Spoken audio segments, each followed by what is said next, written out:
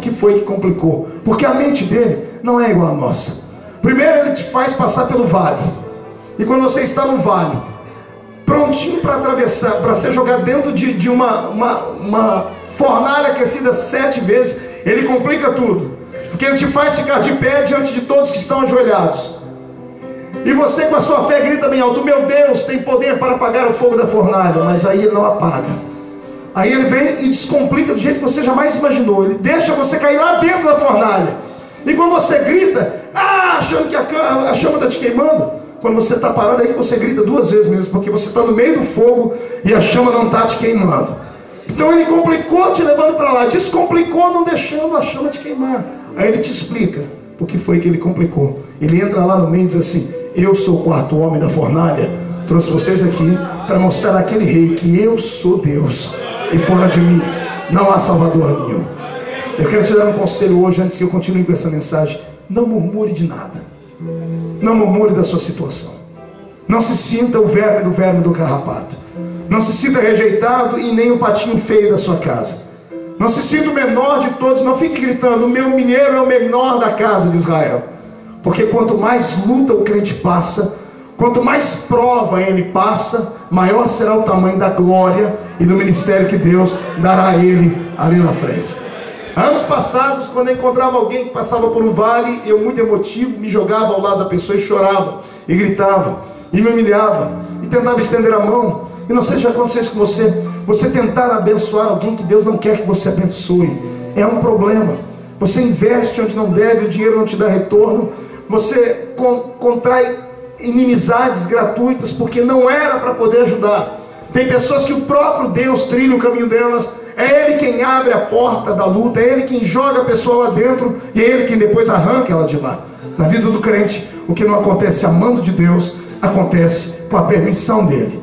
Então você não está aqui à toa, e o diabo não pode ir enfiando o dedo na sua vida de qualquer maneira. Guarde essa filosofia dentro de você, e a sua vida será um pouquinho melhor. Acredite que tudo está nas mãos de Deus, a dor e a alegria.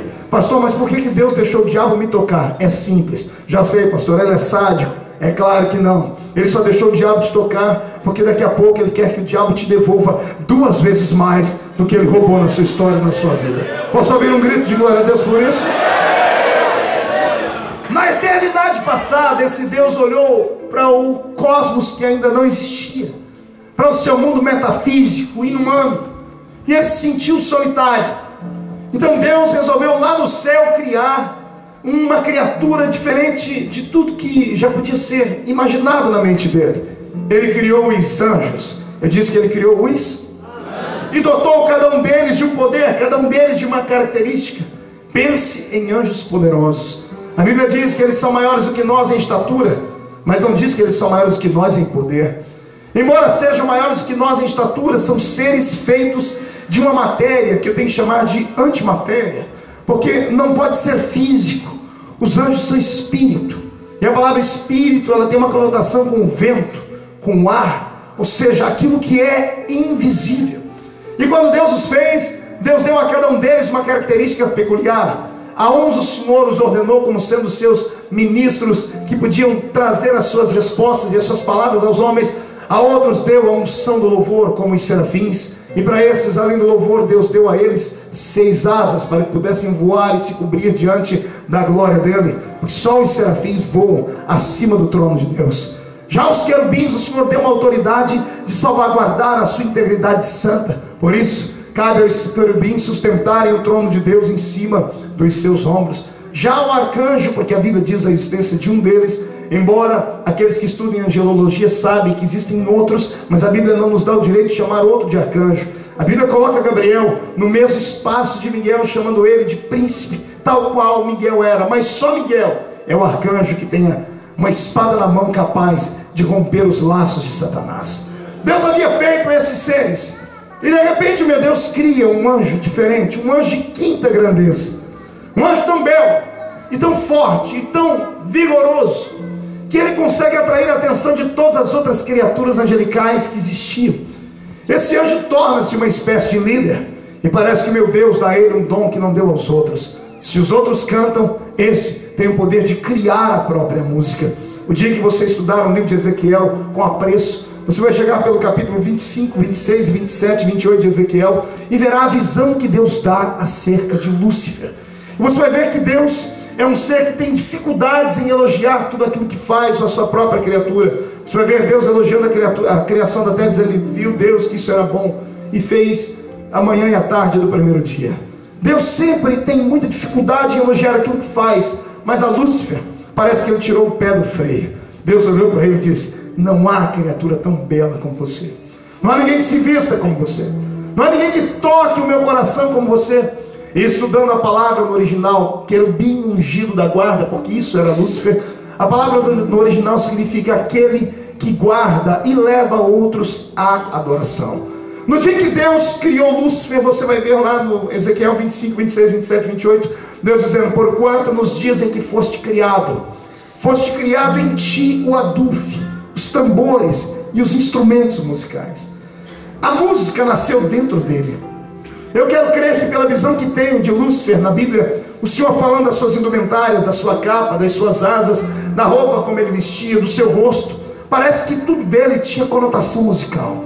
Eu penso que as 7 notas musicais que dão a harmonia de uma bela canção foram criadas dentro dele.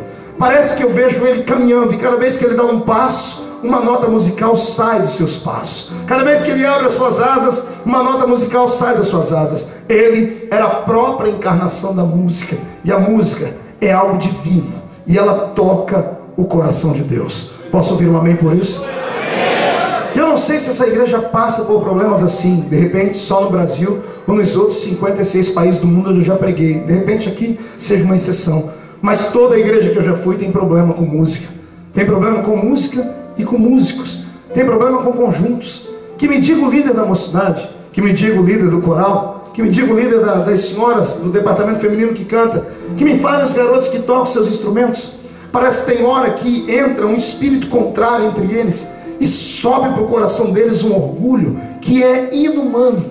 Não é nada mais do que uma flechinha de Lúcifer. Aquilo que atingiu ele tenta atingir os músicos também. Por isso que os músicos devem orar muito.